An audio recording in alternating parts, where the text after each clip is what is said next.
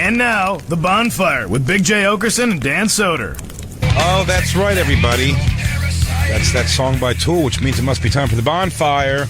Comedy Central Radio, Sirius XM 95. I'm your host, Big J. Okerson. Dan Soder not with us today. He's off filming Billions. I believe today is the scene where Paul Giamatti kills Axe at the very end and then takes his own life immediately afterwards. Sitting in for him, of course. Very hilarious. So excited. This is my first time ever working with him one-on-one like this. From the Tim Dillon is Going to Hell podcast on the Gas Digital Network. Thank you. Everyone, it's the hilarious Tim Dillon joins us. Thank you. Today was the scene where I was going to take my own life in my own show, but I got this call. Yeah. So, hey. We're saving people's lives over here. Thanks, guys. Very, very exciting. We have it's been a wild day already so far. I've been up earlier than normal today, running around doing stuff, and then right up to the very minute we got here, me and Tim just had to tiptoe around a very brazen pigeon. Yeah. I mean, downstairs in the courtyard out there by the Metro Cafe, Jacob, a pigeon that had his neck tucked and just daring us to walk by it. And Jay looked at it and goes, you think it's waiting to die? Yeah, I thought he was waiting to die. I went morbid with it. Yeah. But we both, two large men, both diverted our tracks. Terrified. To go completely around this pigeon. Terrified. And I said that's one thing from growing up, and Black Lou, maybe you can relate to this. One thing growing up in a relatively black neighborhood, mixed, but pretty black, is my fear of small urban creatures. I do not fuck with, I don't like, if a squirrel's not afraid of me, if a pigeon's not afraid of me, there's a reason it's not afraid. It's going to fucking do something. And the only thing that makes me not afraid of those things is that I know they're afraid of me. As soon as they're not, it's scared. It's the same thing. The most scared I've ever been in fist fights in my life ever is when a smaller person is like aggressively trying to get into a fight with me. I'm like, what are you? Right. It's like he must have like a brick in his pocket or something. Yeah. Well, that's what white privilege is, just finding a stray dog and hugging it. Just imagining that, like, oh, this will be okay. This stray dog, let me just kiss it. Yeah, I'm gonna mouth kiss this stray dog. I'm sure it's, owners have gotten it the right shots, and I'm sure it's purebred, good line, good, breeding. Always. Oh, man.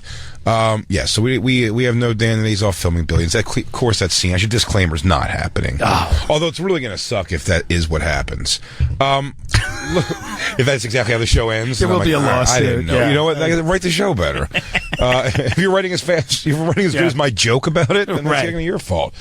Although writing with shows and movies, I never fully understand when they don't make, like, the people who are the diehards, like, satisfactory with things. Like, superhero movies and stuff, like, when they always do that, it goes, oh, man, I can't believe they're going to have so-and-so, Spider-Man's going to be fighting, like, Rhino, that's the character I'm fighting. Yeah. And it's like, well, who should he fight? Like, the best ever is Venom. And it's like, then why is the movie just not, like does the people who make the movie not here? Like, yeah. You're making the movie. You can make it whatever you want. Right. I never understand when they're like, it was kind of a boring ending. It didn't really go anywhere. Like, why do they ever do that? Yeah, don't stray from the narrative. Yeah. Lou, do you have a fear of small urban creatures? No, I moved to Columbus, Georgia at an early age. Oh, shit. You used to play with salamanders and shit. Frogs, all that shit. It's all golden retrievers. Yeah. Columbus, Georgia. Just beautiful, beautiful golden retrievers. That's right. Shoes always covered in clay. Yeah. Like Georgia clay. Yeah, it's just nice. Atlanta blows. Peach cobbler. Good food. Great food. Really good food. Really good food. It's just a humid and hot place. That's like one of those places you don't know what serious Southern food is until you eat there. Yeah. And they'll put on the menu like, oh, this was cooked in lard. Oh, yeah, they don't give a shit. They don't give a shit. You'll never see that in like a New York restaurant. They'll never be like, this was prepared in lard. But in Atlanta, they'll be like, yeah, this was triple fried in lard. I kind of appreciate that because I've had many a meal in my life, sort of recently, ruined, just completely slayed by looking at calorie counts. I was at Friendly's. I'm spending so much time now trying to avoid like carbs and sugar that I'm not looking at things like calories anymore. And then you look at calorie. I thought I was making a great choice. I didn't do it. Sure. In Minneapolis, I went to a TGI Fridays. Oof, the worst. And I went there, and they have all calories are listed now on everything. Yeah. I was like, I'll get the baby back ribs. I'll get the baby back ribs. I'll get a rack of ribs because I'm like, it's just meat. High protein. You know what I mean? Just meat. I'm not gonna get any bread with that. I'm not getting any kind of like. I'll get some vegetables and a rack of ribs. The rack of ribs, 1,800 calories. Yeah, the daily intake, by the way. That's fucking insane. Yeah, 2,000's the daily intake. They're doing that with a rack. Do you check your calories, Jacob? Are you a calorie counter or the actual substance of the food? No, I generally stick to about 1,600 to 2,000. I'm not counting. I know my diet now. So, yeah, I kind of know what I'm doing. Yeah. You cock. It's very hard to do 2,000 calories a day.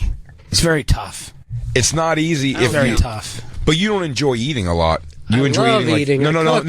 I know, but I'm saying you don't enjoy eating until you have a day where you're going to let yourself enjoy eating. You seem like a fuel eater. It's not as fun during the week. Yeah, that's cheat what I day mean. is good. But cheat And what's day, your? I feel like your uncork. cheat day probably even sucks. No, he No. uncorks. Oh, he he does? uncorks. Okay. Yeah, I was surprised too. All right, I didn't know if his cheat day was like we put a slice of cheese on the cutlet. And we get crazy. He's it's like No, several baked things that he bakes. Okay, And then I'll eat the entire cake. Because I plan my cheat day with a spreadsheet. like a Microsoft Excel spreadsheet. And that's the problem. As soon as I go on a diet, I just Google places to go on the cheat day for 5 solid days. Oh, but I'll tell you bad. what. The night before you go to bed, before cheat day, though, you go to bed with a real smile. Though It's Christmas. You're like, this is gonna be great. It's Santa tomorrow, Claus. tomorrow I'm gonna fuck shit up. I'll tell you what I've done though, and this is probably for the best. Is I've guilted myself just in whatever psychosis I have that's made me hate my body so much and not looking in mirrors and all freaked out by this shit. Is that now on cheat day though, I try to make it almost now like a cheat meal. I've done obviously more than a cheat meal. I'm just saying like if I eat something in the morning, I've known that it upsets me like mentally for the rest of the day, and I'm like I won't even eat that second shitty thing till like late night because I'm like, well, No, the best way to do I ate a fucking bagel. Yeah. It's like for what? I don't even care about bagels. Right. That much. You know what I mean? Yeah. That kind of shit. Best way to do a cheat day is at one big meal around like 4, 3, 4, late afternoon meal. Crush it. Wake up at 11, eat at 4, bed at 9. You want to talk about looking forward to it? Twice now. I went a month without 30 days. No cheating. No cheating. And then when that day hit, oh my God. You went nuts. Yeah. But you went. That's the greatest meal of your life. That sounded like a heroin addict. Lou, when that's that got to be day hit. isolated. When that happened. Oh my God. And then I feel like the judge was like, okay, well, we're going to try to get you back in the program. You know? Don't let it get away from you this time. And you're going to see your daughter again, but we got to take some precautions to protect her, to protect you. Tim, I'm happy you're here today because, do we have the email to bring up here at some point? Yesterday afternoon, we had seen an email that I received from a young lady who was very upset that the way we approached... We got breaking news last week about Cam Newton. While we were on the show, this all happened, right? Cam Newton comes out. He giggles at a girl, a woman, a female, who was asking questions about football, which is hilarious. Right. When you're asking technical questions about football. Right. She's very angry that I acknowledged it's kind of funny to hear. Right.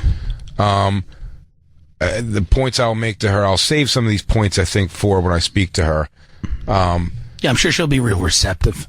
She's not... One thing's for certain, this phone call. We are not going to change her mind. Right. But in reading you this email, I think you'll gather why this is going to be a pretty easy argument. But I'm excited to speak to her. What is this here? This is the email? You just put it out there? Okay. Listening to the OCAM Encore episode on Sirius XM tonight. You guys disgust me. And I got to say this, I got to always shout out an apology to our good friend Dan Soder. Right. He gets roped in. We had someone a long time ago was furious, wanted us fired for using the word retards. I believe I'm the one who said retards. Things like Dan gets sucked into a lot of my... I go willy-nilly for the funny. Right. I'm not worried about upsetting him because I'm just trying to be funny. Right. And if anyone gets upset, my excuse simply is like, oh, I was just trying to be funny. Right. No, I don't hate women. I don't hate black people or anything else. Like, I don't hate anybody. But I'm just trying to say the funniest shit. But Soder gets wrapped into that a lot. Soder understands maybe playing ball a little more. Of course. Than I do, which is good.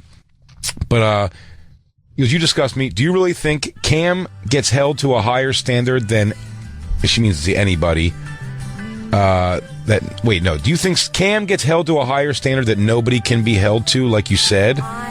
He's spoken to female journalists before and has had specific media training, like all college and NFL players get. Now, how dumb that... Now, by the way, they're right. They do train. Because you have to train a human being to go against his nature and not laugh at a pretty girl asking you intense football logistic questions. Right. So they have to go, it's like, listen, also sometimes, like, you might have, like, a burn victim who's asking you questions, and you can't look up at the question and go, "Ghoul!" Right. Of course. I get it. And I guess you're not supposed to laugh at a girl asking your voice. But he had I thought it was almost an adorable reaction to it. I don't think he hates women. I stand by all of that. Yeah. We don't always need to be on war footing. Yeah. You know, like everybody's on war. They're ready to go to war. Everyone's already waiting. They're down the 3-point stance, getting ready to we're getting ready for the hike. Yeah. And they really, it's awful. Do you think Cam gets held to a higher standard than nobody can be held to, like you said? He's spoken to female journalists. Got this part. He was intentionally demeaning in the way he spoke to this journalist. False.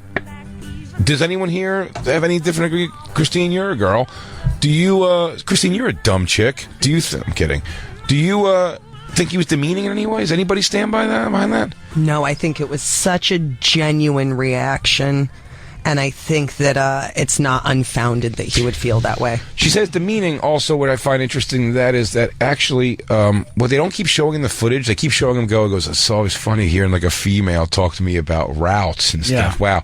And then he goes on to answer her question. Yeah, and it's the question she asked. They never showed that. So he was demeaning. And demeaning how? He goes, he kind of giggled at like he was having a human moment. He was not being that trained. Like when she writes in that email, like they've all received training. It's like, is that really that's who you want to deal with? A trained person versus talking to a person that's just being themselves? Why don't you deal with a human being who has a human reaction, which is not always going to fall in the realm of what you consider 100% acceptable? I mean, it's I don't know. It's like anyway. I think if the voice came from a fucking 3-year-old, that was told to say something, he went That seems weird to me. Also. Yeah. You know, I said, and I've said this before, the only, specifically football, in regards to this, as far as a female journalist on football, it's the only sport that women don't also play. You made a great point. They don't play it at all, except in lingerie, which is demeaning. I'll give you that. It's demeaning. If you want to say playing football, because if those girls believe they're going out there to be athletes, no one cares, but everyone's waiting to see a titty pop out. So that you want to call that demeaning, absolutely. But I'm not ahead of the technically, dogs play it in the puppy bowl. You know what I mean? So it's like if a retriever asked Cam Newton about routes, it would potentially be more, you know? He goes, oh man, it's always weird funny to me when a puppy asks me, a cute ass puppy asks me about routes. Cute ass puppy. I mean, look at this. Look at the lingerie football league. By the way, they're leveling each other, but no one respects it enough to say just play it in normal clothes. You see, I mean, they're trucking each other. They're playing pretty rough football, but the world doesn't like. And these girls agree to play lingerie football, So that's not my fault. Look at them fist fighting; it's great. I got to be honest. I think the lingerie here has definitely added something. The commissioner, Q World Star, died. Look at that! Yeah, just sticking their assholes on each other's helmets. These girls are great. Yeah, I like these girls. I think the sport is great. But again, I don't think there's any problem with what Cam Newton did. Then also considering. Here we go. And Kevin from Florida says they went through the reporter's Twitter timeline, and she said racist things. If we could bring up the racist things, her racist tweets, that'd be fantastic too. These are you're looking to make somebody racist. So whereas I'm not defending her and like you stop playing, what happens is someone gets in your ear with these situations. This girl reporter, I can almost and look, I can't make a guarantee, but this is how I feel. And if anyone has an argument to how this could be different, somebody got behind her right afterwards and goes, oh my God, you were just victimized by that guy. He just trivialized you and put you in a corner and trigger, all that shit. Yeah. You got to make a big stink about it. So she does, makes the thing about it, and then it becomes like this, he was so sexist to me and treated me, he was demeaning to me. And then it comes, and then the next day I wake up in a hotel room to now this woman is a racist. Right. And I went and looked at the tweets, and you're just like, she's not racist and he's not sexist. But you said we're always on war footing. Everybody wants to Everyone's ready to be in a fucking, because no one feels important enough doing their regular fucking job. Right. Everybody wants to be bigger than I'm making a difference myself, my individual. Yeah. It's the whole belief in my whole belief in no belief in a God. Right. Because we're too insignificant for someone to care about all of us. Yeah. The same way you can care for that one ant you found that you decide to love. Right. But you'll step on a pile of ants if you're running, not even thinking about it. Yeah, and it's not like there's not love. It's not like this is kind of like, remember there was a picture maybe a couple of weeks ago, it went around Facebook. It was like 3 good-looking first responders, like it was like the 3 hot cops, and then they couldn't just leave that alone, right? They had to dig through their Facebook, and it did turn out that one of them was legitimately like anti-Semitic. That's so great. they were like 3 hot cops, and then a guy would be tweeting. He's like I love reading. He's like, here's another Jew joke, but it was like, and then you were like, okay, well that's people are telling jokes. Whatever, Then it got weirder and weirder, and you were like, this is. But it's also like, yeah, but all you knew about the dude was that he was a good-looking guy. If that had been 3 women that were like, here's the 3 hot cops, and they were being totally objectified over their bodies, it would have been an uproar. But it was like, okay, it was 3 dudes, and people were like, oh, it's just good-looking dudes. It's just a choosing. It's a major double standard. It's a choosing who to feel bad for, and no one.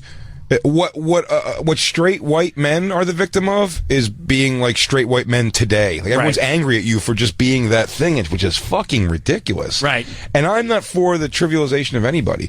That's why I became gay. I knew this was coming. Like I saw you get on the floor, this was coming. You were on the front lines, Dillon, when no one else. You know what I mean? And it still doesn't help. Like I'll still be like, I'm gay, and they'll be like, shut your straight white mouth. I'm like, all right, well, you got to zhuzh up your gayness a bit. Yeah, they don't give a shit. They're like, will the oppressor please sit down? All right. But it's, you know what it is? Like, I don't know what creates this thing. I was talking about this with Dave Smith earlier today about like the keeping out of everything. Like, we're losing, I think, like the core concept of what like all this like free shit is. So it's like, I think you should never not hire somebody who's best for the job because they're a tranny, because they're anything. You know, I'll use that as an extreme example because someone who's like, maybe even looks a little, it's like, wow, you can see it's like a guy, you know what I mean? Who's like now like going through a thing, it can look odd at times. Sure. And I can't say if they're the best person for the job, I think you should hire them. Yeah. But I don't think you should have to hire them because they're transgender. That sounds fucking ridiculous to me. So if you want to run a business and you don't want to hire black people, or if you are own a black, you're a black company owner. I almost couldn't say it. I didn't believe it. Right. No, I'm kidding. If you're a black Lou, I love you so much. Black Lou, it's like I really could look over my shoulder. He laughs at everything. That's called a good spirit right there. That's someone who gets it, Black Lou. I think like the forcing people to do things. Yeah. Like a black owner of a business, if he goes, I want to make this all black run. People actually go, yeah. Right. Where Zing goes, but by the way, I'm like, sure. Right. Do that. Yeah. But it's the people who go, yeah, for that go, it's like, could you believe that? And then this white person won't even hire a tranny. Yeah. Like, what the fuck is the difference? It's also like the type of business. Like, nobody's being like, hire that transgender pilot, who has no experience. Or like, I want my doctor operating on me not to be the most experienced. I want a black transgender doctor. I will not have this operation unless it is a black transgender. You know what? I want a Native American transgender doctor. I'll sit here and bleed until you get one. Go. It's like no one's racist if you need like a heart transplant and the guy who just died in a car accident is a black dude and you're a racist and you take that fucking heart. In that moment, you're facing that moment. You're like, I'd rather I wish it was that dramatic, but it ain't. These are her racist tweets? Yeah. Yeah, they're not even really racist tweets. I mean, she writes.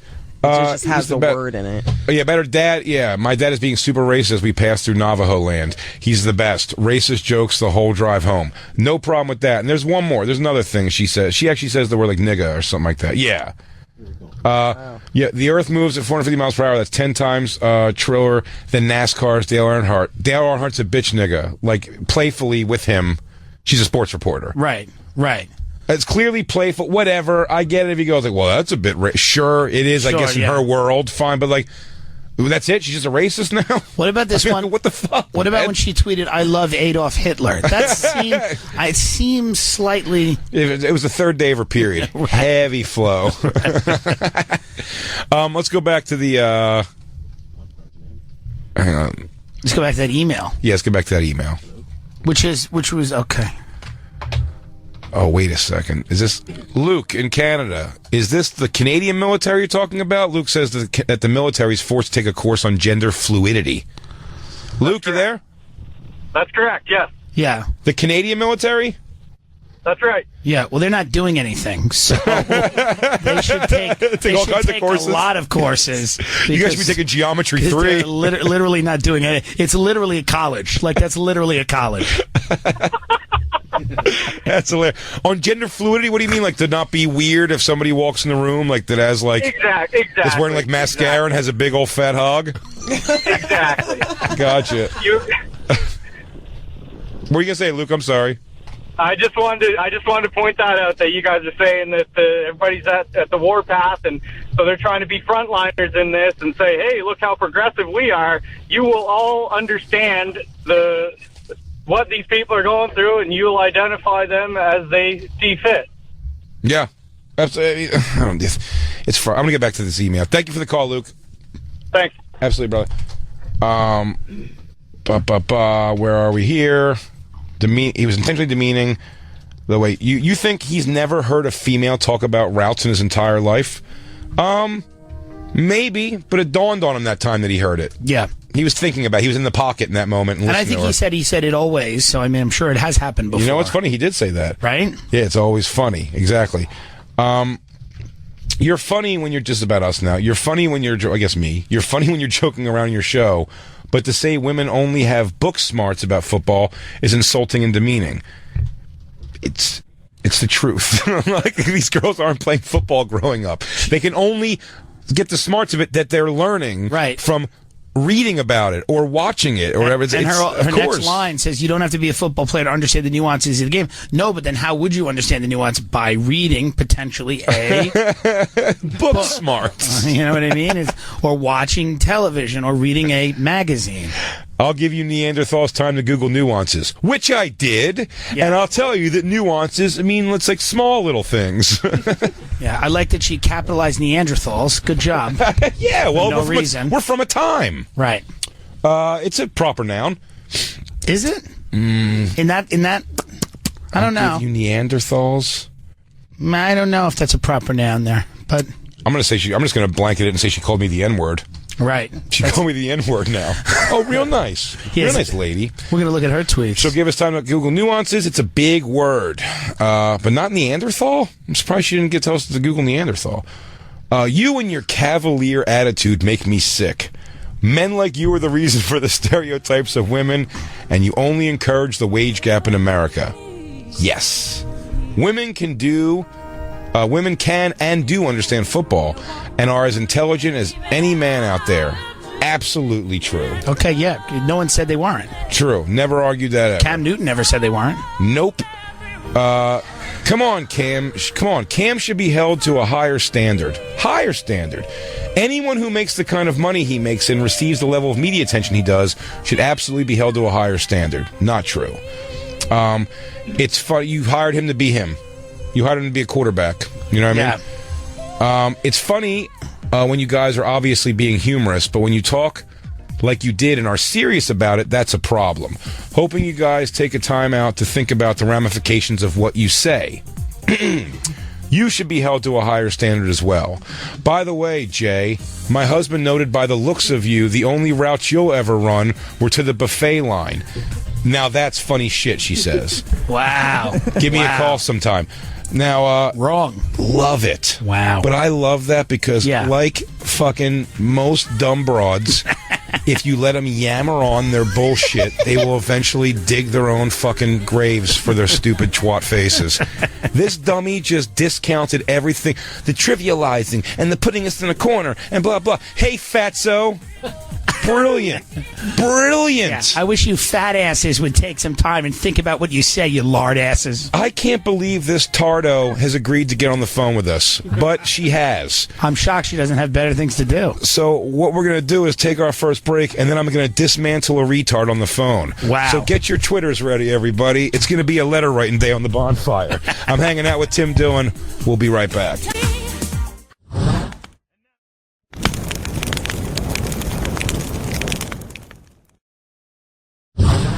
And now, back to the Bonfire with Big J. Okerson and Dan Soder. Oh, that's America's favorite billionaire, Dr. Dre. That's right, everyone. We all bought his headphones. Male, female, black, white, gay, straight. All genders. All genders. But we're okay, I guess, with the entertainment of bitches ain't shit, but hoes and tricks, huh? Oh, it's the Bonfire, Comedy Central Radio, Sirius XM 95. Big J. Okerson sitting in with me today. Tim Dillon.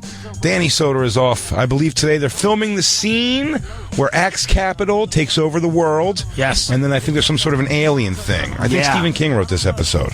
It'll be very exciting. Very, very exciting for Soder. He's right now. There's filming scenes on a set of UFO. Yeah. Spoiler alert. Right. If you watch the show at all. Right. That's what's going to happen. Yeah. Nice. We have Soder clips. I didn't know we had Soder clips.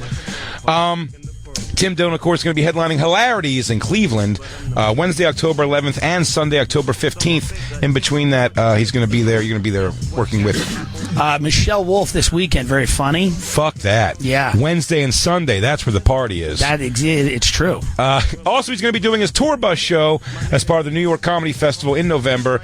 Get tickets for that and all Tim shows at timdilloncomedy.com. We were talking before the break. I read you this email. Yeah.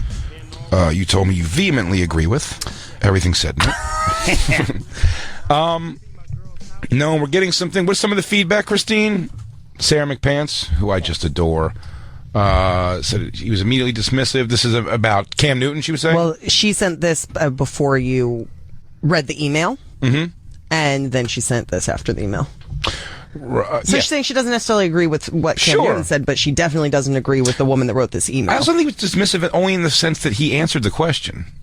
Do you know what I mean? If dismissive would have been like, let a man ask. I mean, that's dismissive. I mean, I think he was like, just taken back by a girl asking him the question. I get it, whatever. Like, these dudes are attacked for being dudes at all, But Sarah, I love Sarah McPants. She knows that, and she said, yeah, she doesn't stand behind this this lady at all here. We have her. I'll give her all credit in the world. Yeah. Her name is Cheryl. She will let us get her on the phone today, and I'd like to hear her speak her mind, because I have an outside belief. Cheryl's going to be like, I was just trying to get, I love you guys, and blah, blah, blah. Or maybe she's going to come and argue these points. Either way, I think she's going to go in. You think she's going to dig in? I think so. You think she's getting in? She's getting her feet in the sand a little bit right now? I think so. Wouldn't it be funny if you started talking to her and she started singing "Bitches Ain't Shit"? Like, when we pick up the call, and she's just like right away. She goes, "Sorry guys, I'm just jamming out." Yeah, and you just catch her. But sorry guys, or just something super like whatever that song from what's the song American History X, right? We're taking back the government, Jew by Jew by Jew, and the white man marches on. Please don't use that as a clip. Thank you. I was laughing over. We might be all right. Do not use that as a clip.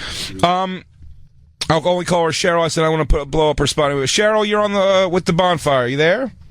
Yes, I am. Hi, Cheryl. How are you? Good, and you? I'm okay. We had to hold off on this yesterday. We never get around to it. Plus, we wanted to make sure you were able to get on the phone here. So we just, I don't know if you've been listening to this show at all, but I'm not. I don't listen to you often, but when I'm bored, I'll turn it on. Cool. Well, that's all right. That's what we're here for, to fill up time. I'm just going to be honest. You guys are funny, though. That's fine. We're here for when you're bored. That's the whole point. You seem very angry in this thing. You say some harsh comments. You try to make some strong points. I think you fall short on a lot of them. And then at the end, you go on a personal attack to me, which is fine. I didn't go on the personal attack. My husband did. Oh, that's sure. I just said what my husband said. Right. I thought it was really funny. Right. But if I said to you that, did you hear Cam Newton just laughed at a fucking chick for doing what she said? Like, now that's funny? It's the same thing, right? Like, you're recounting something someone said to put in there. It's taking a shot at the end of something where you're trying to make a point about people being trivialized or insulted, and then you end it with an insult. Don't you think that kind of makes your whole thing fall apart a bit, Cheryl? don't. I think I didn't think you would. I didn't think you would. Well, I think that we can all laugh at things, and I was laughing at it. And if you're not laughing at it, and it really hurts your feelings, does it? Yeah. Does it really hurt your feelings? If it does, I'd be happy to apologize. No, I know, but why would you think it doesn't hurt my feelings? I'm sure you get a lot of shit said to you all the time. So that shouldn't hurt my feelings because a lot of people make fun of my weight. No, It shouldn't upset me. Let's get to the point. Did it hurt your feelings? Sure. Okay, I'm really sorry. I shouldn't have went there. But what does that have to do with anything? Why did you think of why? So why? But why are you so? But why are you so judgmental over Cam Newton for doing something? Cam Newton has played football since 2011. Okay, but he apologized. Is it all forgiven and forgotten because he apologized? He did apologize, but he did not apologize immediately. I feel like the only reason he apologized. She went to the locker room afterwards and he didn't apologize to her. Right. I think it was just because it was publicized. But you've had several days. But you've had several days to say, "Hey, you know what? I shouldn't have wrote that at the end of that letter." I didn't know it hurt your feelings. She went and confronted him, and he didn't apologize. Okay, but I mean that's just. Had you sent me an email back going, "Wow, Cheryl, that was really low." But why do I have to tell you? You don't know how things work. Like you don't know insulting people can hurt their feelings.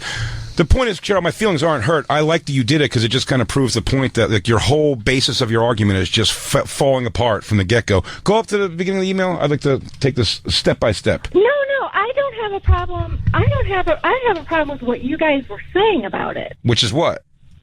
Which is the fact that, I don't know who mentioned it, but I only came in on the middle of your show, so I didn't hear the entire thing. Well, so it's a good thing you wrote a very informed email about it.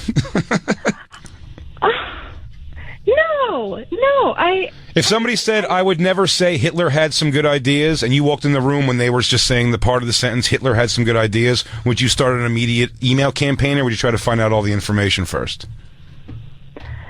How would I find out all the information?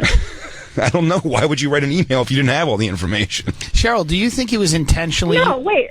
Do you think he was intentionally trying to demean the reporter? If you watch him, the way he laughed, do you really read that as an intentional way that he was trying to demean the reporter, or just kind of like a human reaction that he probably was just having a moment that he admitted something very honestly, and it just, in hindsight, it wasn't maybe the best thing to say, but do you really think he was trying to demean the reporter?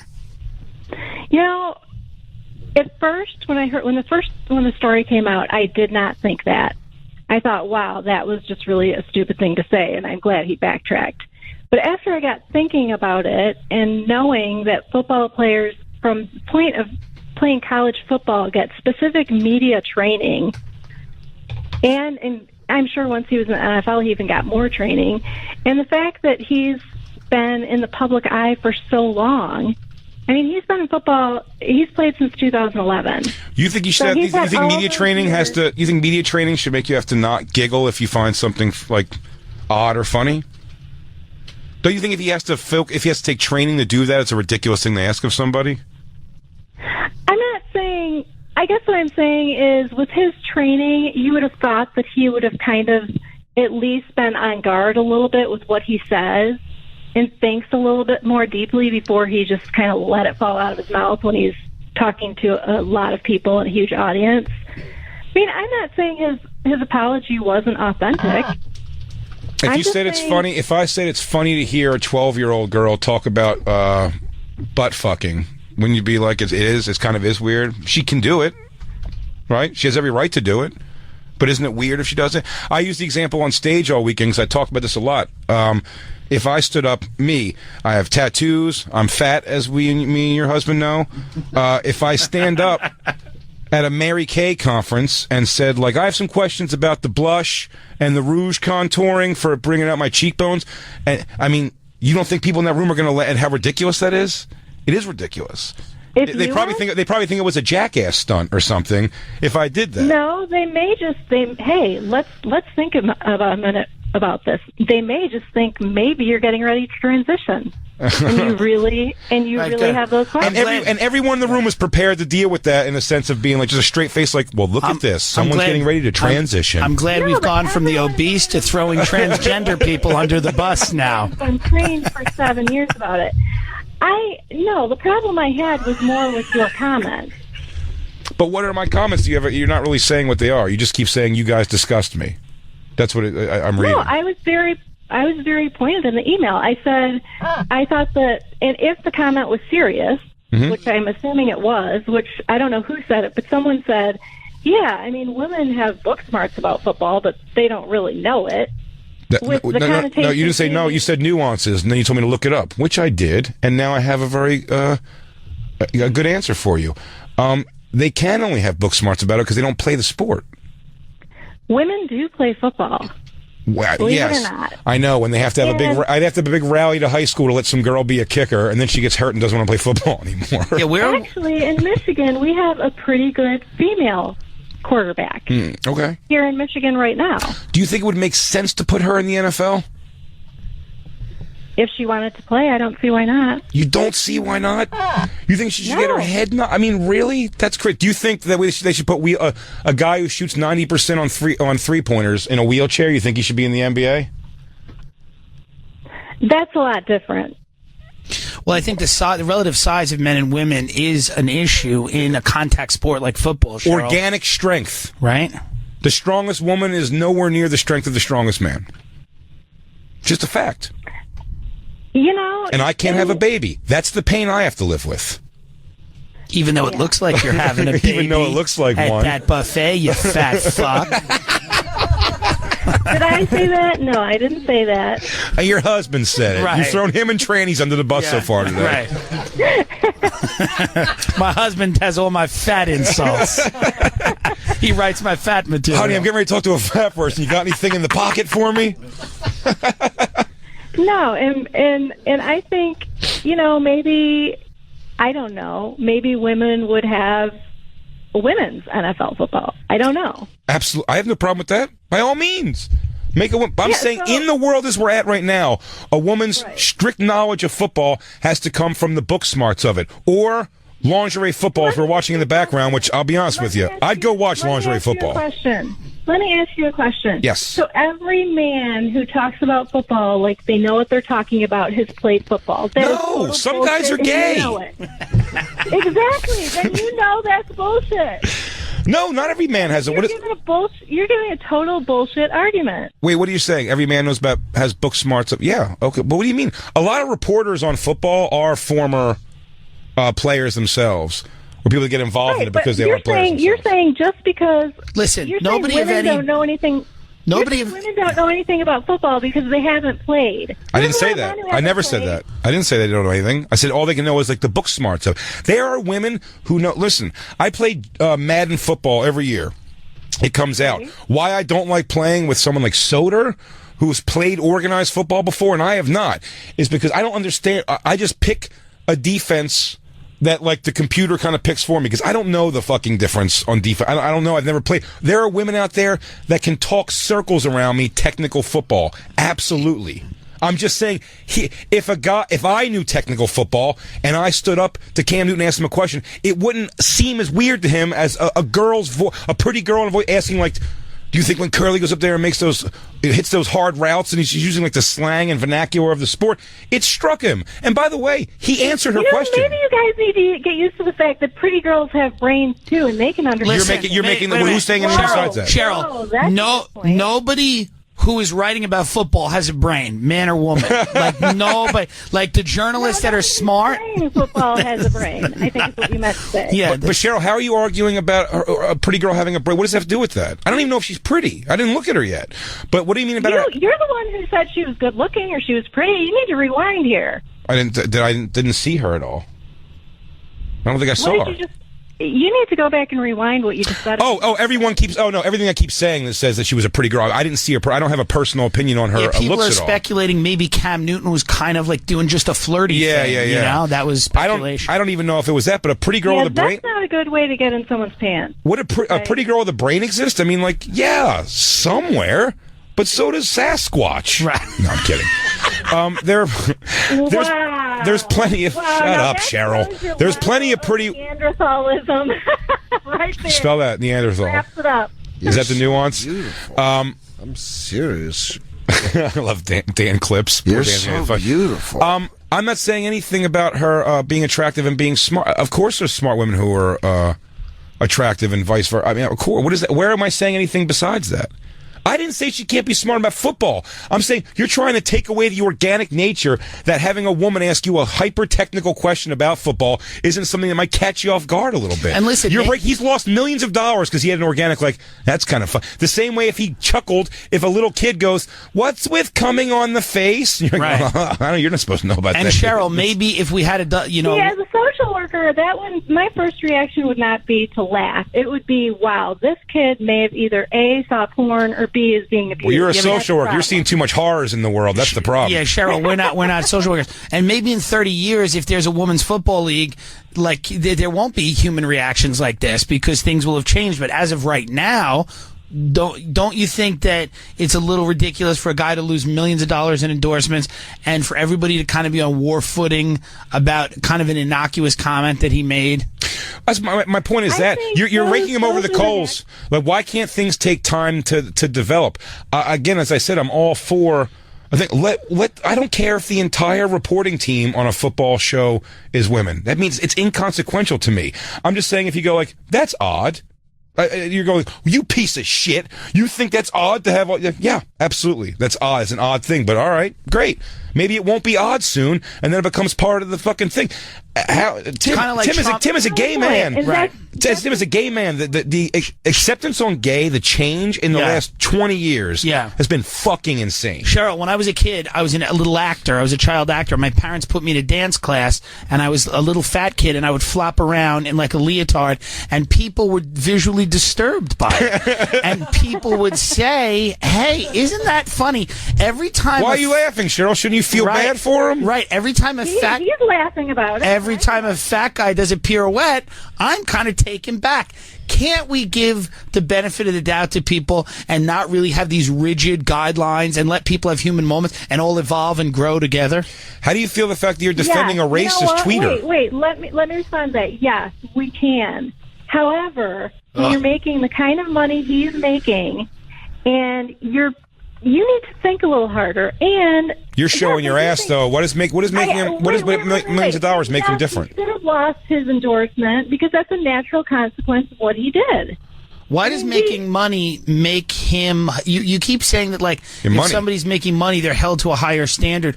Why not have standards or not have them? Why have rich people be held to them and other people not? I don't understand. If he can offend someone being a rich guy, certainly somebody who's not making the money can offend someone as well. That's true.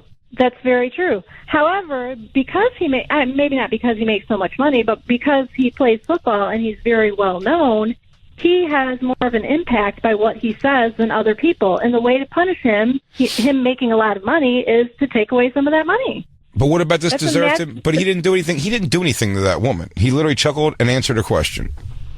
He chuckled off and answered her question. I guess we need to leave that to her. I mean, if she felt... It's almost my point. So degraded... So here's the thing. If she took that with a grain of salt and said, "Oh, don't get mad, Dad. No, it's kind of funny. You know, I'm a girl asking questions here in a room full of dudes at a press conference for a football game." I get it. If she said that, am I being called fat in an email or no? Say that again? I said if this woman who was destroyed by Cam Newton's words... if her initial reaction was like, "Yeah, no, so what?" He like chuckled. I get it. It's like I'm a girl asking a question. I'm standing up in between five. You guys don't really get the point of my email. It was more to do with your reaction to it. Just the fact that you think girls can have an intricate working knowledge. Generally speaking, women have a intricate working knowledge of football from playing it on the inside. No. Obviously, the question to that is no, because you're the one who told me that. Yes, how about this? Does it make you feel any better for me to say? Does it make you feel better? Make you feel better if I say right now I have pretty much only book smarts about football? I never played organized football in my life. Why would that make me feel any better? Because you seem to think that was an insult when I said that about her. I'm going to throw the odds here that this girl's never played professional or college or high school football in her life. I'll go by way of saying that. I also only have book smarts. I guess maybe we don't agree on the point. I would sound silly asking questions too. Really know what you're talking about. That's where we disagree on this. I think I don't think that you necessarily have to have played and been there in the trenches to know what you're talking about. So why does I understand that, but I'm not arguing that she shouldn't be a reporter. I'm not arguing that at all. I'm saying you're mad at this guy for having a reaction that was just an organic reaction. And where about this? I'm saying you're saying this disgusts you, and I'm helping make the wage gap. How is that possible? How is that possible? Because this is the way I saw it. I saw it as you guys talking about the situation, and you're saying, she's never played football. She doesn't know what she's talking about. What if I tell you for whatever her publication is, she's the best person for the job? Let me finish my point. Please. No, so what I'm saying, it's okay. Go ahead. I feel like I'm in a losing game. So you sure are. But how would you say, Cheryl, if I told you that maybe that woman, I won't argue that if you go for that company, whatever she works for, whatever, she's the best person for the job. Person all around. This woman is the best person on the job. I believe that could be the case.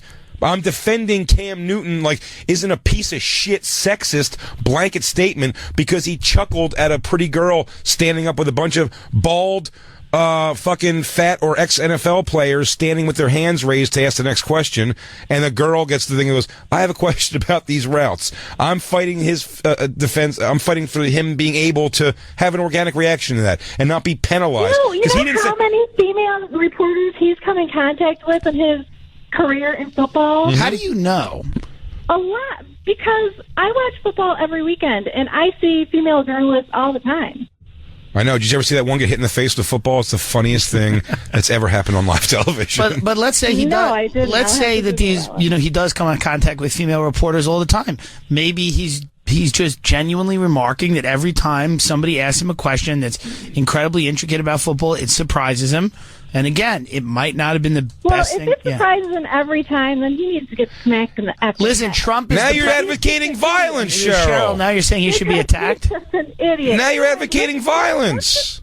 Let's be honest about Cam Newton. Cam Newton was caught 3 times. This is going to get racist real quick. No, it's not. No, it's not. Let's be honest about those people. I did not. These wood boogers are getting paid millions of dollars to throw a goddamn ball. Yeah. I said he. I guess when you can see a person's character by the things they've done in the past. And the color of their skin. Keep going. No, I did not say that. Mostly their sexuality, though, but go ahead. Yeah. No, he was caught in college 3 times for academic dishonesty. Oh, who cares? Cheryl, who gives a shit? I mean, Cheryl. He's a football player. What does he work at NASA? He fucking cheated on a test. That's not his talent in life. Cheryl, who's your team? Who's your football team? Cheryl, as a social worker, whose lives are you making better? You know what I mean? I feel like you're creating more problems. Not yours. No, That's Cheryl. Hilarious. She was in her household. She goes, yeah. Hey little girls, does your dad trivialize you and put you in a box emotionally? Yeah. He goes, I think so. Yeah. He probably does. Yeah. Let's get out of here. Yeah. Let's put you in foster care. Who's your favorite team? Detroit Lions. I'm in Michigan, that's why. I promise you, Matthew Stafford had somebody take a couple of tests for him when he was in college. That doesn't make you upset because he's a white quarterback. I get it now. Now I'm back on your team, Cheryl. This is what it is. White quarterbacks. The thinking man's position. Even Black Lou signs off on that. This is me in dance. People should be able to react to that and go, hey, Tim, that's surprising. Hilarious. That's hilarious. People should be able to say, oh, that's off-putting. That's surprising. Tim, how old were you? You came out of the closet. What? I was very masculine even there. It just doesn't look like it. Oh, fucking shit. Wait a second then. So you're Cheryl, if you saw this picture, Cheryl, stop arguing. Cheryl, stop arguing. Okay. Just go look at this picture, and I promise you it'll put everything back into perspective for you. Yes. You're going to laugh hard at that little Tim. It's fucking Mouseketeer outfit. We're healing. And just know. Okay. I was the Hey Mr. DJ. You know that Hey Mr. DJ? Oh, yeah. You can get me started. Yeah. Come on. I was the DJ. Oh, yeah. Yeah, I was the DJ. So, Cheryl, if you look at that photo and somebody had a reaction like vomit or saying, Or this is- giggling. or giggling, I think it's appropriate. Or asking if that kid's a little. Yeah, it doesn't mean that men can't dance, but just seeing a guy in a costume with sequins and a midriff. God, how is Cheryl- my father alive? But seeing, He's not happy. Wherever he is, he ain't happy. oh, he ain't happy. He's hiding. But seeing that, I think people should be able to have an honest reaction to that. You should. Listen, I've done plenty of things for, like, the laugh of, like, I did a commercial before where my shirt's off, the joke's fat guy, painted, green. I don't like those things necessarily, but I've done, you know what I mean? Like, we've all taken the fucking, like, shot on stuff like that. But you are allowed to have organic reactions. And if we're going to rake people over the coals for having organic reactions that aren't, there's no reason for that to be her. He answered a question. He didn't say anything shitty to her. He didn't. Okay, do you agree or disagree with this? Mm-hmm. If there was a white quarterback who grew up, I don't know, somewhere where he never saw a black person, I say stay in the pocket. No, no, and a black person asked him a question when he was in a press conference, and he went, "Wow, I didn't know you black people could talk." Well, would people be okay with that? No, they wait a wouldn't minute. be okay with that. Wait a I didn't even take Cheryl. Yeah. Can you translate that for me? Cheryl, honey. Yeah. You're equating someone not realizing a race of people could talk and use words with someone being surprised that a woman asked an intricate question about football. Like that's Even Stevens, if you ask me. those are two. I guess Yeah. what I'm saying is that if something was said about race, then it would have been a huge problem. I mean, it would have been 10 times the problem it was just because he was demeaning to a woman. Because demeaning a woman is kind of okay in this culture. I don't think. I mean, Hold wait a minute. on, bitch. He just What? lost. No, I'm kidding. He just lost millions of dollars. good. He lost millions of dollars. It's clearly not okay. He lost millions of dollars because of the optics. He didn't even demean, I think, a woman intentionally, but the optics of it made him lose millions and millions of dollars. It's clearly not okay in the culture. Only Cam Newton knows if he was intentional or not. Well, I mean, that's true, but we can all look at it and judge for ourselves. To me, it didn't seem like he was trying to demean her. It seemed like he was just kind of giggling, being a little silly, having fun. He didn't say, it wasn't a white guy saying, "Hey, I can't believe, black people can talk." That's a whole different thing. I mean, that's the inside voice saying things like that. What I was trying to get across was, had it been in reference to someone's race, this would be totally different, and I would have never gotten a call from you guys. No, you're wrong about that. I'm telling you, these things, I think we're blowing it. Do you think she's a racist? Do you think the girl who got insulted that day was a racist? Because that's the next thing. People are now trying to say that she's a racist because of her tweets. I don't think she's a racist at all. I think she's a racist. I think we're all racist to a certain extent. Sure, I'll take that. I'll take that. But do you think she has racism that's like debilitating? So you believe like you shouldn't hire a racist to be a reporter, right? Everyone is a little bit racist, so they would have a hard time finding. Cheryl, you have a bad habit of forgiving yourself for something or changing the narrative to kind of meet what you want to meet. That's kind of the thing with the apology in the beginning of this conversation. You are very upset if people if they insult people that you have a problem with, but you insult outwardly, callously. That's why I like that you did that. That's a really good point, and you know what? That's a really good point. I do that, but I guess when I say it, that's a really good point. Thank you. I appreciate that. I think you won this one, Jay. Big J. Okerson. Cheryl, thank you very much. In closing, princess, I need to save you.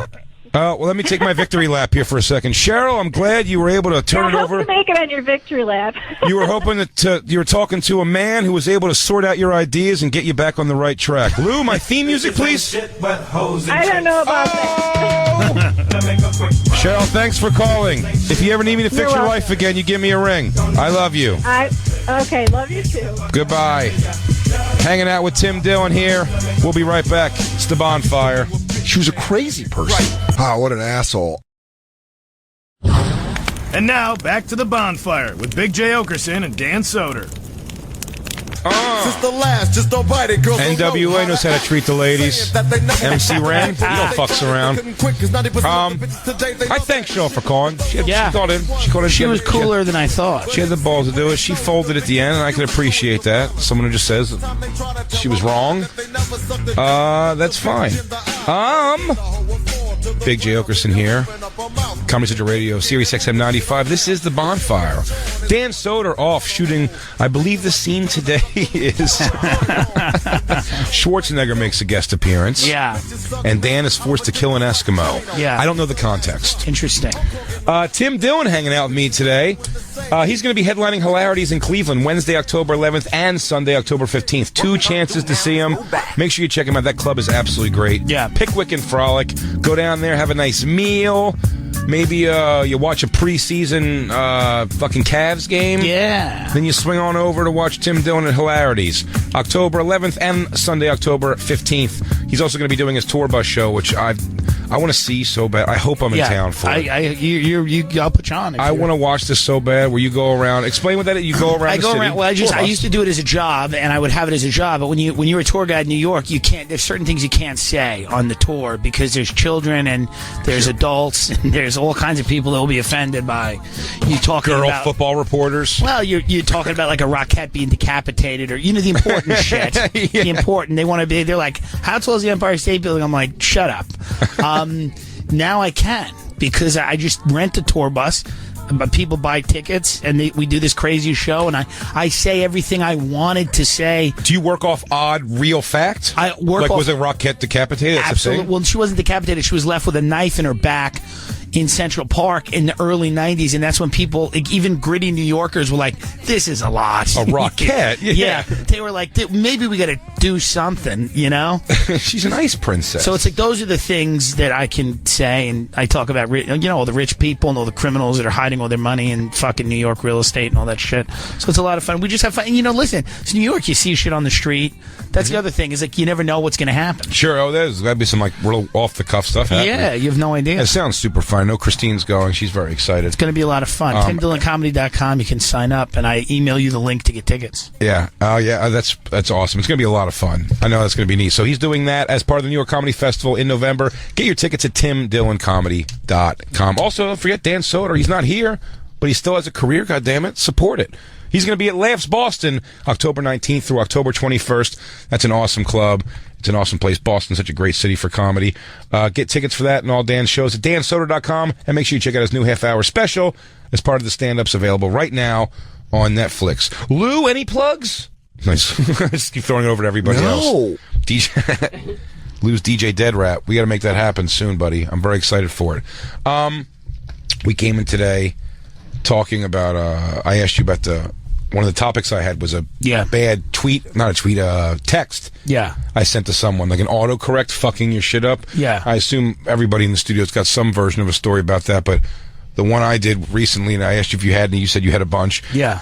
Was, I had an Uber driver recognize me in Raleigh last weekend. Yeah.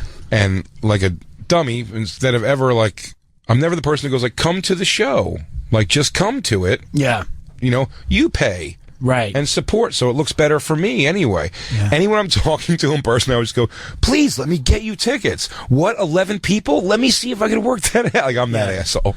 I mean, maybe it's a nice thing, but it always burns me sometimes. That's hilarious. But this guy, it was only 3. It had nothing to do with that. He's like, you get me 3 tickets for whatever. He texted me. I gave him my number. He texted me. I said, yeah, I'll get you all taken care of. And he never responded back. He didn't respond back right away, I should say. So a couple hours went by. The show's starting. I didn't know if he was. I just want to make sure there was no issues. Yeah. So I went to text him, you get in okay. Instead, it looks like after hours, what it auto-corrected to was, you get it on? I just asked him, he goes, hey, man, you get it on? Guys, girls, what's your thing? Dude, you're hooking them up with tickets. Yeah. You know what I mean? So, I got you in, man. Do you get it on or what? Yeah. Are we going to party? Do you guys like to party? I assume everyone's had the autocorrect is, Lewis used to have that joke about how important a comma is. Right. And it really is. Amy Letterman had a good tweet once. She goes, she's like, I'm really over autocorrect humor. Aren't you gays? That's how you really aren't you gays? It was a great tweet. It's never done anything that's been too damaging to me, but autocorrect, how many times do you have to rewrite something before it becomes part of the thing? Before it stops autocorrecting. It's also interesting the words they think you're saying. Yeah. I'll tell you what I type like, too hi, much. And it's like Hitler. Who do you think I am? I swear I was just going to say, very true story, if I put anything that starts with N, if I'm doing like night, like tomorrow, and as soon as I do NI, the middle one, the middle of the three auto responses that pop up is always a nigga, like a bunch of A's. Like I do that a lot so it does give the connotation of humor. I'm just being funny here. Right. This isn't racial, but it is funny how that pops up. So if someone's looking over my shoulder, like anytime I do that, like what the hell is this? Let me text my friend Nigel. Let me tell Nigel to meet me tomorrow night. I would love if that was like Harvey Weinstein's defense. He's like, listen, this is all autocorrect. This is all fake news. This is a miscommunication. Autocorrect. He's going through it. We should dive into that right now, because is this sort of breaking news? It's the last couple of days. The New Yorker piece came out. Ronan Farrow wrote that whole big account of all of these different incidents, and I think that came out today or yesterday. It's pretty new. Wow, man. Yeah, right here. So this was in the pocket, like this thing to dethrone Harvey Weinstein. Yeah, this is like a big investigation they've done for a long time. No authorities involved, just the New Yorker, the federal court of the New Yorker. Well, I actually think the NYPD in a sting operation has him on tape. It's crazy. Have you heard the audio yet? No. See, I haven't either, and that's what's out, right? There is audio of him coercing a girl. Yeah, he's now, before we find another Cheryl in the world, before I make any comments, I want to hear his audio because I want. Before I even jokingly defend this guy, let's hear what happens. Would it be funny if it's just him going, "You can't play football. What is wrong with you?" Yeah, fine. Go fucking talk to one of those fucking football people or something. Then I don't give a shit what you do, bitch. You're not going to be in my movie.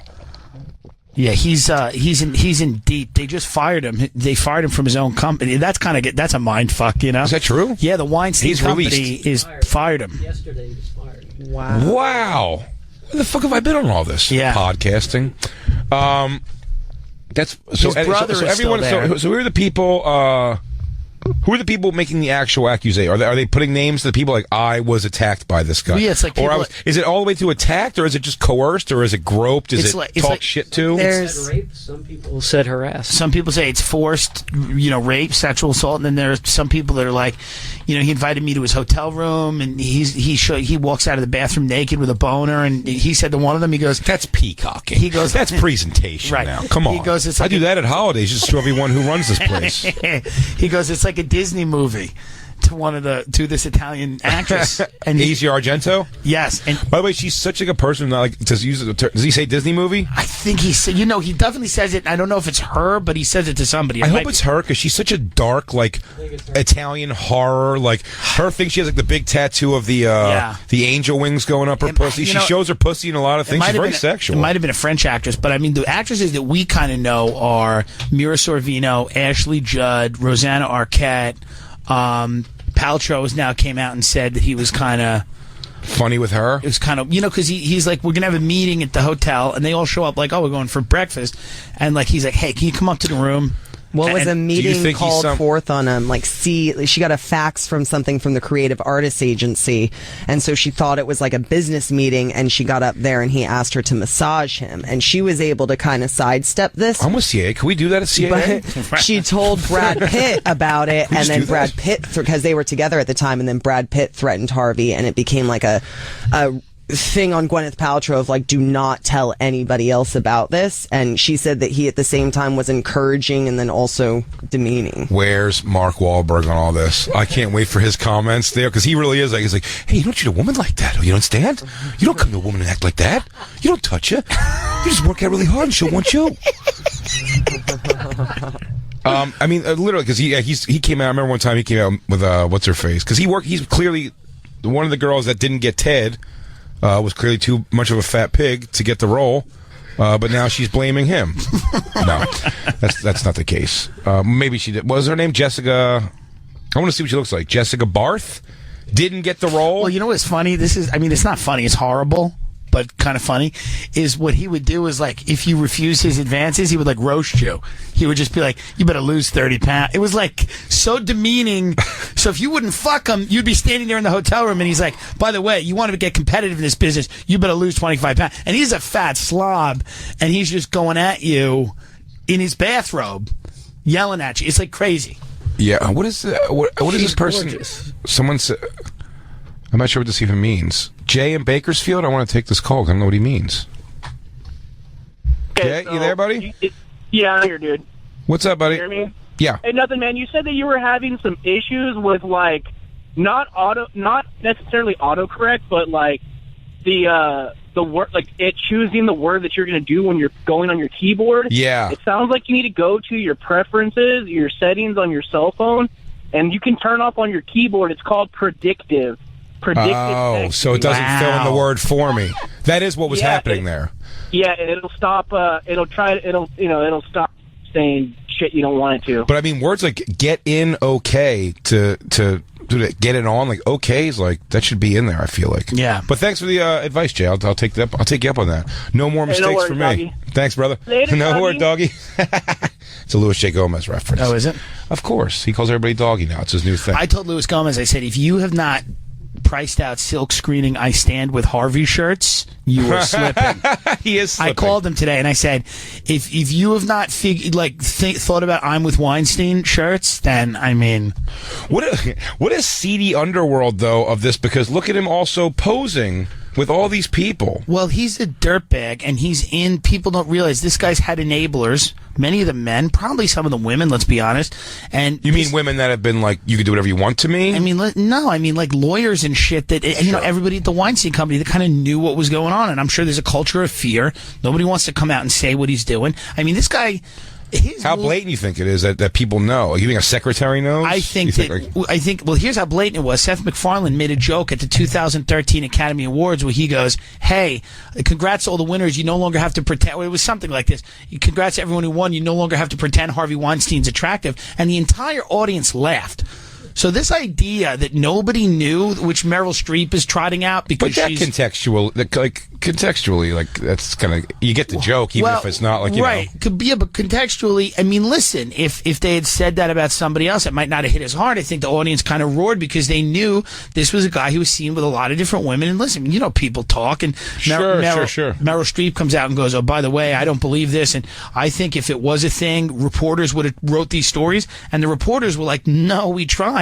But those stories got killed, and they got killed because people like George Clooney and Matt Damon made phone calls to these press outlets as character witnesses for Harvey Weinstein. But now it says Matt Damon's one of the people who came out and said something.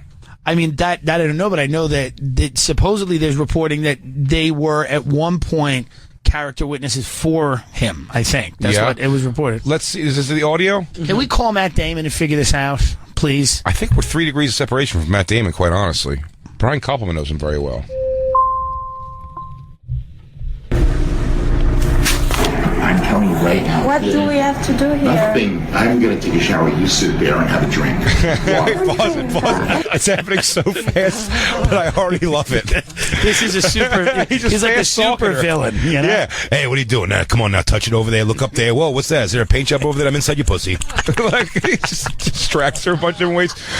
Hey, what's this? Oh, is this a quarter behind you? I'm in your butt. Yeah. So this girl is, I can't argue, this girl so far seems like she is not into hanging. And he's like, she goes, I don't want to, wait, go back. I gotta see the text is great.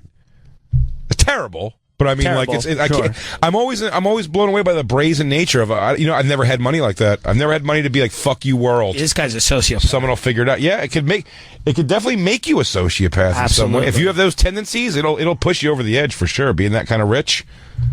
If you're leaning in a bad direction. Go, I just want to see what the actual things are. I'll tell you to pause it again. I'll say stop and go. I'm telling you right now. What do we have to Pause. do? He says, I'm telling you right now to get in here. She says, what do we have to do here? So I'm telling you right now, get in here is He's asking her to come into a shower or a hotel room, I She guess. seems very confused. Like, who is this? Why are we outside of your room? Right. This seems odd. Like, is this a maid in the hotel? What's By the going way, on? could Harvey Weinstein look more like the guy who played the lunatic in the movie Identity with fucking John Cusack? Like, you know, that guy's in a lot of movies, that wiggly eye. You know what I'm talking about? Do you see the guy who played... I want you to bring him up and say these guys look exactly alike. What the fuck is his name? He's in a lot of movies. What was he just in recently? He was in something I saw, The Devil's something. But look at the movie Identity and the big fucking creepy bald guy. Christine is on it. But he says, I'm telling you right now, get in here. She goes, what do we have to do in here? So he's inviting her into a room or the bed. He says he's going to shower, though. Yeah, that guy. I mean, it literally looks like the same exact guy. Am I right? With a beard. Put a beard on that guy. And that's Harvey Weinstein. Am I right, Jacob? Yeah, man. Looks like, if you told me that was that guy with a beard. Yeah. He always plays a beady-eyed lunatic. Yeah. In every movie he's in, he plays a lunatic. And that's what the guy who you got to pretend to like to get a movie is. That sucks. Oh, man. Well, anyway, so he says, come on, get in here now. And she's telling her to come in. She goes, what do we have to do in here? Right. I'm telling you right now, get in here. I'm telling you right now. What do we have to do here? Nothing. I'm going to take a shower. You sit there and have a drink. All right, I'm going to take a shower. You sit there and have a drink. You sit there and have a drink. He says water. He offers her water. Yeah. How cheap.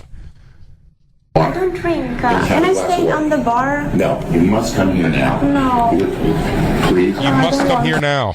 Jesus. I gotta tell you why what I'm already amazed by this, man. Yeah. I am so the other direct, and I've talked about this a lot very recently. And I said when I go to cities, oil towns a lot. Yeah. I'm always taken back, a little impressed with the ability to know I'm a grizzly old 65-year-old, right? Wealthy man. He goes, and of course this 29-year-old beauty next to me loves me for me. Like, there's no insecurity. So he's like, come on, babe. I'm like, I don't want to fuck a girl who's choking it down to fucking get something from me. No, absolutely. I think you feel that no matter what. If a girl doesn't want to fuck an old grizzly man, she's not going to fuck an old grizzly man. What turns this guy on, I think, is the hunt and the chase and kind of like the fear and how uncomfortable women are. Like, he's a legit monster. You know what I mean? Like, it looks like it, man. It does not look good. Yeah, this is for, like, when he's like, get in here, have a drink, sit down. Dude, I'm just when a girl's like, I don't think, if a girl is like, if I'm like, hey, you want to come hang out or something, a girl's like, I don't think we should. I'm like, we shouldn't then. I'm so gross. Why don't I even try? You this hate is like me. when this is like when I used to call my cocaine dealer and I'm like, I could be there in 15 minutes. He's like, I gotta leave now. I'm like, 15 minutes, come on. Have a drink, sit on the couch, relax. Tim, can I go to bar now? No! No, please. Please don't. So she's asking to go to the bar, I guess the hotel bar. This is a hotel, I'm assuming, to some degree. She's asking if she can wait at the bar for him, I guess, to take a shower is what's being presented here. He's saying, get in here. She says, no, I don't want to. I'm not doing anything with you. I'm not embarrassing me. I'm sorry, I cannot. No, yesterday was a kind of aggressive for me.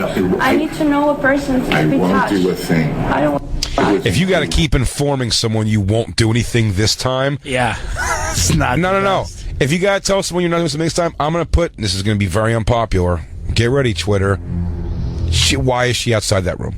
Well, it's a sting operation, so we'll give her. Oh, is it? Yeah, we'll give her the. Oh, this is a setup. Yeah. Totally sorry. Totally sorry. I totally retract that. No, you get what I was saying, though. No, of course. If the first time he goes, yesterday I didn't like too much touching yesterday for my taste, like, then why the fuck do you go there? And he's now dumb for falling for this sting. Right. In fact, the fact that she goes back after saying she was uncomfortable yesterday is almost kind of be like, yo, this girl's playing a game now. Why are you back outside my room? There's a little, some with stings, man, the way they do it. We talked about that with the, what was the show, Christine, we watched? The confession tapes thing on Netflix. Have you watched that at all? No, but everyone says it's great. It was good. It wasn't, but there was one that they show a thing they do in Canada called the Mr. Big sting. Right. Where they tell you, they get you to admit stuff because they're telling you, they promise you they're going to get you out of trouble, but you're going to be working basically with a bigger criminal. Yeah. And this whole fucking thing, it's like, you can't use that in America because they're like, well, you can't fucking promise people you'll get them off as long as they admit to you they did it for sure. Right. This, like, there's an air of this that's still kind of, in his mind, he's going like, why the fuck did she come back? Right. I've had girls before also when I've done that weird, like, okay, never mind. Be like, geez, like you had me, you kind of wrote me off so fast. I thought, it's like, I don't know. It's like, well, here's another thing. I don't want to be rejected. So I'm like, if I see you're not into it, I don't want to do it. There's a lot of actresses that were like, listen, what this guy could do to my career, like he could plant negative stories in the press about me. He could blacklist me. So there was this culture. Bottomless money, these guys. Bottomless money, burying people money. I mean, this guy's got photos with Barack Obama and Hillary Clinton up the wazoo, and every other president, by the way. But, you know, Hillary Clinton said, by the way, she was shocked. I'm shocked that Harvey won. You know, she's like, Bill, her husband, she was shocked. Yeah. Shocked and appalled. She still calls him Harv. I'm so sad that Harv did this. And this is the problem. Is like this guy's raised millions of dollars for the Democratic Party. He's raised millions of dollars for lots of organizations, and he was as powerful as you could be in that world. So even if he groped you, grabbed you, you almost had to like be like, well, he's Harv. That's Harv. That's Harv. Have a drink. Sit down, Harv. You nut. It's a shame too, because really, the problem is there's for every girl. Yeah, that goes like, I don't give a shit if I'm a B movie actress that you're getting ready to give a big part to. Fuck you. There's no way. Go fuck yourself. Yeah. There's 20 more waiting to do it. And I'm sure that a lot of them. Crazy? I'm sure a lot of them talked, man. I'm sure a lot of people came forward, and I'm sure they were told to shut up. It's always my thing. How can you not vet the girl that's willing to do it? There's got to be something. You said the sociopath thing, like The Hunt. He wants to ask Angelina Jolie. If I had that kind of power, and I wanted to try to fuck pretty girls by using my the leverage I had over them, which is not my style. But if I did do that, it would have to be like, Jacob, go. Yeah. Tell that girl she probably would get the part in the movie if she just slept with me. See what she says about that. Like, I don't want to go there and get a girl going, no, I don't want to. I'm like, ugh. Yeah. That makes me like cringe. Yeah, well, I offered to fuck him 7 times, you know? Just to get on CISO on your show. I'll take it. I'll give it. Yeah. I was the one going, get in the room. He's like, no, I can't. I'm like, have a drink. Bitch, you get in this goddamn room. No. She goes, he keeps promising her, I won't do a thing. That's eerie as hell. It's creepy. Great. Let's see what he. What does he Dan thinks it's great. Where does he go from? I won't do a thing. Like incriminating thing. Let's make a new thing when Dan's not here. We fully incriminate him by having him to react positive to terrible things we say. Listen, I'm just saying. What do you think, Dan? We should just fire all black people from everything and just let them find their own jobs. Great. Yeah. Yeah. It's kind of racist. I was just joking, but Dan thinks it's great. The girls on tape here, the aspiring actress said Weinstein grabbed her breasts and put his hand up her skirt in a meeting in his office. Yeah. She was a crazy person. Then she fled and reported the incident to the NYPD. Then she went back to record it. Dan thinks it's her fault. I can't believe that, Dan. She's a crazy person. Very disappointed. I thought she was a victim, but Dan just said she's a crazy bitch. Oh, what an asshole. Oh, who, the girl? Like we just have a whole conversation with him. Great.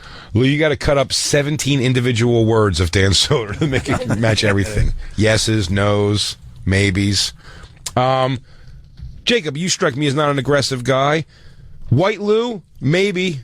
At your drunkest, you give a couple extra of "come on, baby girl." No way. You're a quick bail. Also, you're a nervous bail. Of course. I don't mean you're a predator of any sort. I'm just saying, but like some guys have like the listen. I said I don't want to paint Joe DeRosa as anything bad, and this is Joe DeRosa as a single man. I'm not outing him in any way, but I was always impressed when we lived together was how many stories he had of like I went for the girl's pants. You know, we were making out. I went for her pants. She moved my hands. Then we went back to making out. And then I tried this. And then I tried a little bit later. And we ended up fucking. Right. And no girls ever come back and be like, Joe coerced. No one's ever said that because he hasn't. That's not Joe's style. But I'm like, he just stays in the pocket there. And it's like, all right, we'll wait a little bit. We'll take it a little bit slower. I'm right away if there's any kind of like, I don't know if I want to do that. I'm like, then we should all just go separate ways. Never talk again. Because I'm so embarrassed right now. Right. So I'm like, I'm very like, Christine, have you ever been coerced? Have you ever felt like coerced into something? I've been in a situation. Bitch, you better not say nothing about me coercing you. I've been in a situation where, like, a guy walked in, like, almost kind of backed me into a room where it was a situation where there was, like, multiple people. And he, like, backed me into a room and... Wait, multiple people... in a different place. Yeah, like in the living room, and then like he backed me into the laundry room and really started just like making out with me, taking my pants off, and it's like as a woman, making out with you. Yeah, he can be making out with you. If he's making out with you, that's a team thing you're doing. I know. It's not, I was not kissing this guy. Like, this guy just full force, like, starts kissing your neck, going down, and you almost freeze because the man, he's going to overpower you. So if a guy's, like, forcing himself on you, it's really...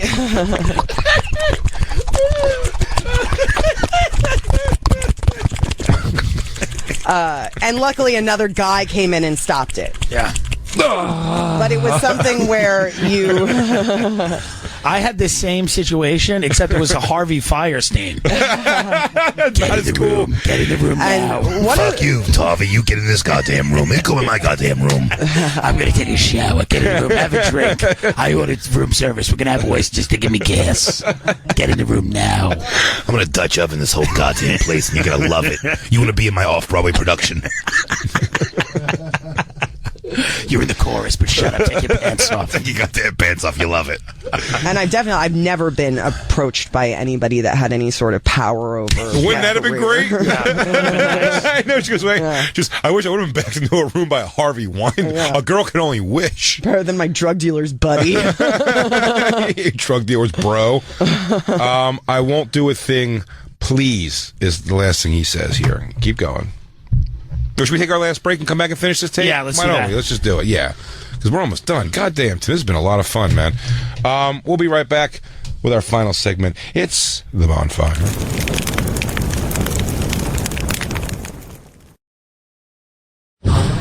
And now, back to The Bonfire with Big J. Okerson and Dan Soder. Suck it and swallow. I just wanna hit you. Women's rights activist Jadakiss with Is We Fucking or What? It's a Tim Dillon special.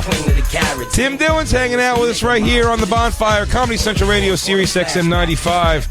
Dan Soder's out shooting the scene where Harvey Weinstein comes in and fucks everyone at Axe Capital. It's so against crazy. their will. It's a real weird great season. That thing is written on the fly. It's like South Park. So we're back here. We're going through this Harvey Weinstein. Caught on tape. All this New Yorker stuff is blowing up in his face. Good. I'm not going to be pro this guy at all, but I said before, right away I'm on board. This guy's the villain for sure. But we were saying during the break, we'd like to see who's done multiple movies with him. Black Lou said that. He goes, what these guys have done multiple movies with him. So it's like, you were willing to do what he wanted to do to get what you wanted to get. So now coming out, don't be like, what a monster. It's like, well, you're a piece of shit for doing it. It's all walk away from it. It's all the same thing with Scientology, where you have people that are like, get all the connections from Scientology, and at the end of it, they're like, once they're millionaires, they leave it, and they're like, those people were nuts. It's like, wait a minute. Mm-hmm. Your career is based on that. I have a hard time with the Leah Remini show about that for that reason only. I like the show. I find it interesting, the show. Right. But her real, like, those motherfuckers, she always wants to curse. Yeah, how many people... Those motherfuckers, like, you sat behind this whole thing for 40 years, you dumb dildo. How many people... Fucking hell am I taking your word? Did you help victimize that aren't stars, that are just now stuck in Scientology? And you're keeping them in a goddamn sweatbox for fucking 40 days to punish them. So it's like the thing, man. But this is what Hollywood does, dude. Hollywood's all about telling everyone they care about them, and from a 10,000 square foot home in Malibu, and we care about climate change, but we're all on private jets, and it's all like this business in Hollywood. It's like human trafficking Hollywood. You know what I mean? Like the pedophile shit, and all the directors that have been, all the kids that came out, like Corey Haim and all those guys. Fell Dog, right? Corey Feldman, right? They all come out and they say all this shit. Nobody fucking prints the articles. Nobody does anything. Nobody cares because everybody's fucking afraid. I can tell you that the number one problem in Hollywood was and is and always will be pedophilia. He's right. Right. Yeah. He is right. I can't believe I didn't get fucked. Did you see that picture of me? You were Adonis. I was trying to get fucked hard. Oh, yeah, you were boy hot. My parents were fucking sending me to Weinstein's room with a fucking tray.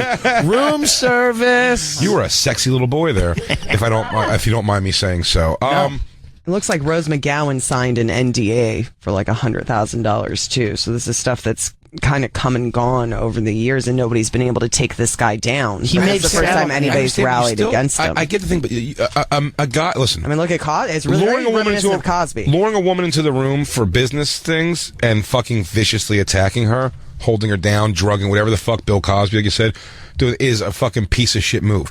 If you're presented with a thing, come on. And even if the guy's doing like the, come on, you don't want to be in the movie. You don't, and if the girl says yes, she's agreeing to a thing. I don't know what to say about that. Outside of it goes back to vile and wretched to me. If he goes, if you don't do it, I'll kill your parents. Yeah.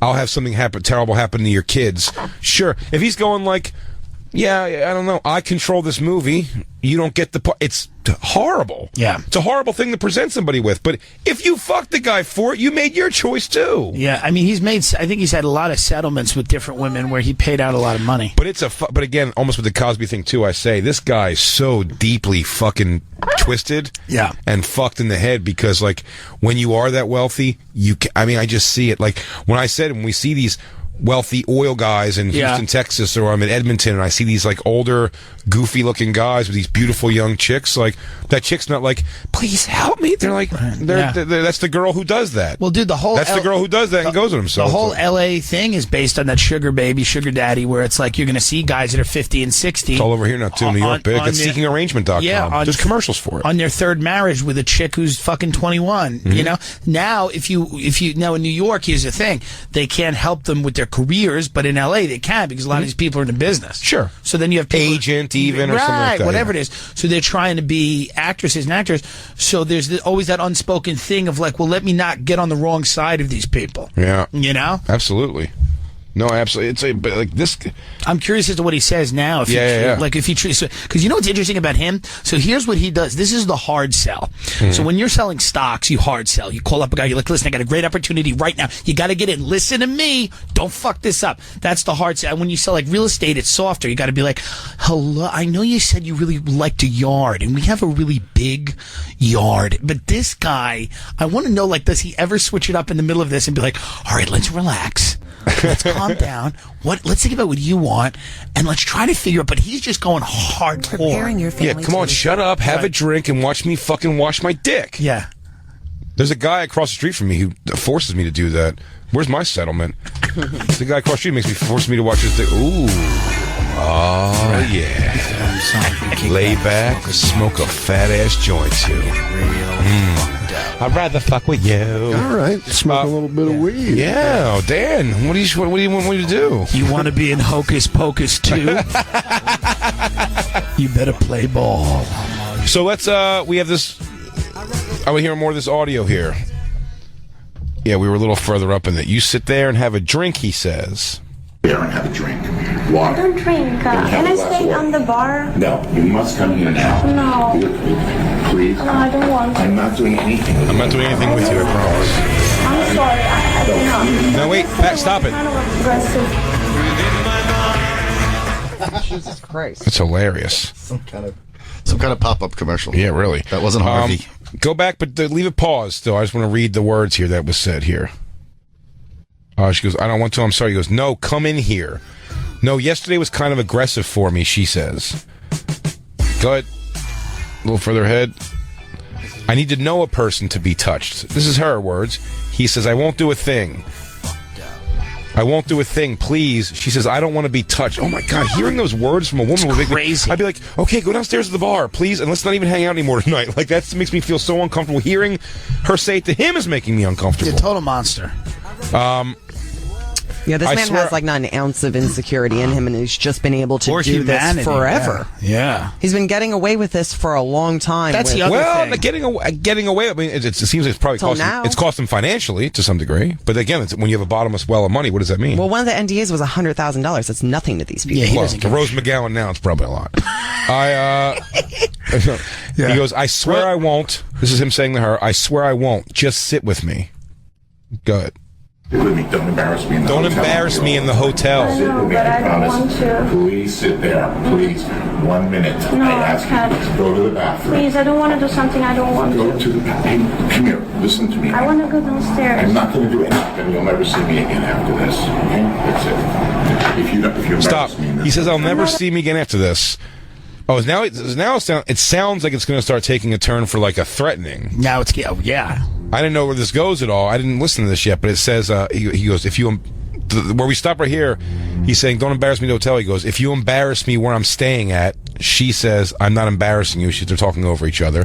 He says, if you embarrass me where I'm staying at, She said, "I'm not embarrassing you." He says, I'm not embarrassing you. It's just that I don't feel comfortable. I mean, don't have a fight with me on the phone. Please, I'm not going to do anything. I swear, my children. Please come in. By the way, you know what's funny? You almost say he's trying to, if he's trying to get rid of embarrassment. You'd almost understand, but he's not, because like he can end the embarrassment by right now just going back into his room. Yeah, he's like, if you just closing the door in his room and doing this, don't fight me in the hallway. It's like you don't have to have a fight in the hallway. Just you let her leave and be like, I guess this chick wasn't into it. It's a weird technique where you're like, if you don't buy this stock right now, there's not going to be a next time. You know. You'll never hear from me again if you embarrass me. You don't trust me? I've been managing your money for years. And you'll never... Yeah, that was his threat. You'll never hear from me again. On everything, I'm a famous guy. Wow. Jesus. He's going in. Such a dirtbag. Criminal. I mean, this is certainly criminal. It seemed. I mean, what he's trying to do right now is borderline where you're like, you'd stop it if you walk by in a hallway and be like, "Hey, dude, I'm going to walk this girl to the elevator." I would stop immediately and be like, "Oh my God, Harvey Weinstein, how are you? I'm a comedian in New York. Like, what's up? We fucking this chick? Yeah. I just start forcibly blowing him. How do you like it, Piggy? I'm a famous guy. I'm feeling very uncomfortable right now. Please come in now, and 1 minute. And if you want to leave, when the guy comes with my jacket, yesterday you touched my breast. Oh, please, I'm sorry. Just come on. I'm used to that. But are you used to that? Are you used to that? No, but I'm not used to that. I won't do it again. Come on. Sit here. Sit here for a minute, please. No, I don't want to. If you do this now, you will embarrass me. No. Never call me again. Okay? I'm sorry. I promise you I won't do anything. Wow, he's still trying. The guy is coming. I will never do another thing to you. 5 minutes. Don't ruin your friendship with me for 5 minutes. I know, but it's kind of like, it's too much for me. I can't. Please, you're making a big scene here. No, please. but I want to leave. Don't ruin your friendship with me for 5 minutes. Wow. You think the relationship with me should be worth you fucking me? Bad dude. That's really crazy. What a creep, huh? It is a horrifying... here we go. HuffPost. It's a horrifying sequel to Trump's Access Hollywood. I mean, this is... Come on, man. Really? You're letting Trump shit talk in a fucking thing? This is an act... This guy is actively... Yeah. I mean, if you could find audio on me from a zillion podcasts going like, "Bitch is gonna suck my dick," or whatever fake fucking bravado thing I'm saying. Like, come on, man. If you showed me your dick, I'd take a look. Yeah, I'll take a peek. I think what they're trying to say is that there is something to be. Like, I think when Trump was talking, he was like, "Hey, if you're a celebrity, they let you do whatever they want." And maybe to just defend. I'm sure the article's ridiculous. To defend that kind of idea, it's kind of like. Yeah, that's kind of in the same world of just like, that's kind of what Weinstein's thing was, who was just like, yeah, do whatever I want, you know? It's pretty forceful. Again, I don't have much of a sympathy for a girl who makes a decision off a guy who just simply goes like, if you want this part, like, I want to fuck you, so we're going to fuck. That's the other thing. I think that's a scumbag thing to do, but I think a woman has a right then to be like, well, and listen, if you want to tell people that and it blows up in the guy's face, fine. If you walk away from it and it's not fair, it certainly isn't fair. It certainly isn't fair. How many A-list Hollywood actors knew about this behavior? We know a few of them didn't really come forward, men and women, and then went on and worked with this guy and made millions of dollars. I know. It's, you know? You know what I blame for this? Miramax for going out of business, and now everyone's got to go to the Weinstein Group for movies. It's true. That's the problem. If Miramax hung in there, you could always be like, you know what? I'm gonna blow up your spot, Harvey Weinstein. I'll head over to Miramax. But they folded. Yeah. A friend of mine got their screenplay. They were going to get optioned by the Weinstein Company. Oh, really? And they called their agent, and they went, "Hey, what happened with this?" And their agent's like, "Oh yeah, they're in a chaotic disarray." My friend just like hung up the phone silently, like, "Yeah, all right." So you know. So Rosanna Arquette. Who are the people who were speaking out and saying? Ashley Judd. Yeah. Jolie. Rosanna Arquette. Gwyneth. This guy's been doing it for some time. Oh, he's been around. No one's trying to fuck Rosanna Arquette now. Rosanna Arquette and Rosanna Arquette looks like her brother now, her tranny brother. He passed. The late tranny brother. Sorry, her late tranny brother, Alexis Arquette. Who, by the way, huge hog. Yeah. Did you ever see Alexis Arquette's big dick? Oh, dude. I hate to talk wonderfully about the dead, but look at Alexis Arquette's dick. What a waste of cock on this chick. Yeah. Oh, man, it's mean. Christine, You probably still used it. Dude, it's a nice piece. It's a solid fucking Wingo. Get it. Get it up. Let's take a look at this. Wow. Yeah. It's a hammer. Look at that thing. Oh. Oh, what a piece. Oh. And then he became a lady, a huge dick lady. Serious. Oh. God damn. You're so beautiful. What an awesome dick. You're a princess, and I need to save you. That chick's got an awesome dong. There's your quote. National Enquirer. Their career. Sorvino, Now they're both Patricia saying Arquette. Sorvino and Patricia. Roseanne Arquette. Roseanne Arquette say their careers took a nosedive. You're moving up and down. I can't really see. Sorry, I was trying to get to the bottom of here. Let's see. Their careers took a nosedive when they dared to reject him. Yeah. Wow, mate. You know what's funny? They both had career shits for sure. So Mira Sorvino, Mighty Aphrodite, right? It was huge. The Woody Allen movie that she did, right? Yeah. Another guy was really big. Always great to women. Well, just like, you know what it is? Also, both these women, I believe, Mira Sorvino, I might be wrong about this, but I think they were both, you know who's, I'd like to hear the comments from, and maybe this is coming in the next few days? Yeah. Quentin Tarantino. Real big in bed with those Weinstein brothers, I believe. Yeah. Real big with those guys. I'm curious, and a lot of these are his actresses. He's using Roseanne Arquette for sure. I'm not sure about Mira Sorvino, but I mean, he's definitely like. Somebody goes like this. Somebody just types, "What about freedom of speech?" It's like, you. I think they're back on a couple. Okay. I was just about to be like, "That's a real weird read on this." That guy can say what he wants. I can't fucking tell a girl to shut the fuck up and blow me in my hotel room before I ruin you. First Amendment, baby. Oh, I can't say that. What is? Oh, These so here are you all go. comments that Let me read. I know we only have a minute here. Yeah.